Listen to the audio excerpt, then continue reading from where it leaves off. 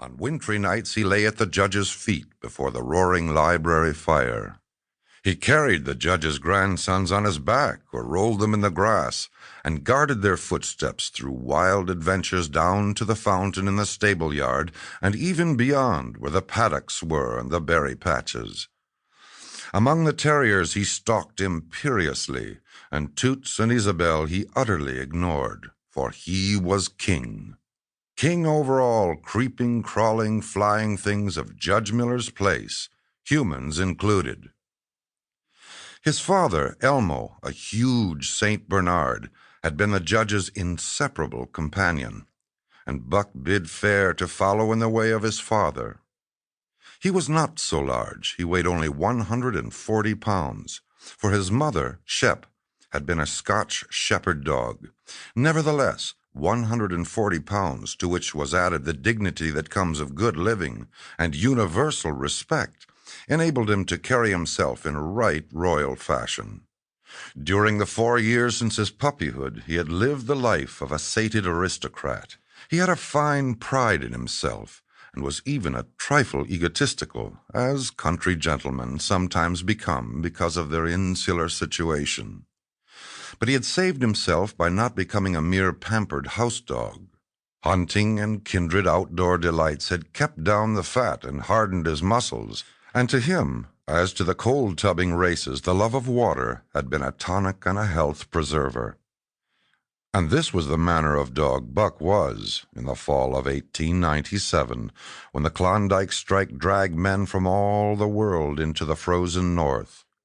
But Buck did not read the newspapers, and he did not know that Manuel, one of the gardener's helpers, was an undesirable acquaintance. Manuel had one besetting sin. He loved to play Chinese lottery. Also, in his gambling, he had one besetting weakness: faith in a system, and this made his damnation certain. For to play a system requires money, while the wages of a gardener's helper do not lap over the needs of a wife and numerous progeny. The judge was at a meeting of the Raisin Growers Association, and the boys were busy organizing an athletic club on the memorable night of Manuel's treachery. No one saw him and Buck go off through the orchard on what Buck imagined was merely a stroll. And with the exception of a solitary man, no one saw them arrive at the little flag station known as College Park. This man talked with Manuel, and money chinked between them. "You might wrap up the goods before you deliver 'em," the stranger said gruffly, and Manuel doubled a piece of stout rope around Buck's neck under the collar. "Twist it, and you'll choke him plenty," said Manuel, and the stranger grunted a ready affirmative. Buck had accepted the rope with quiet dignity.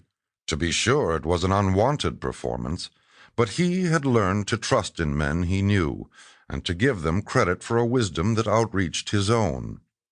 But when the ends of the rope were placed in the stranger's hands, he growled menacingly. He had merely intimated his displeasure, in his pride, believing that to intimate was to command. But to his surprise, the rope tightened around his neck, shutting off his breath. In quick rage, he sprang at the man, who met him halfway, grappled him close by the throat, and with a deft twist, threw him over on his back.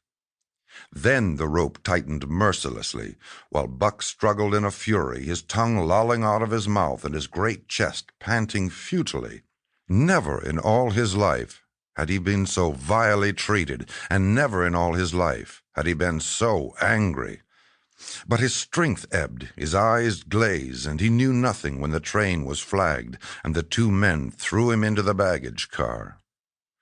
The next he knew, he was dimly aware that his tongue was hurting, that he was being jolted along in some kind of a conveyance. The hoarse shriek of a locomotive whistling a crossing told him where he was. He had traveled too often with the judge not to know the sensation of riding in a baggage car.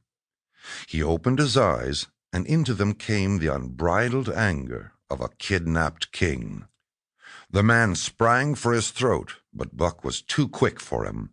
His jaws closed on the hand, nor did they relax till his senses were choked out of him once more. "Yep, as fits," the man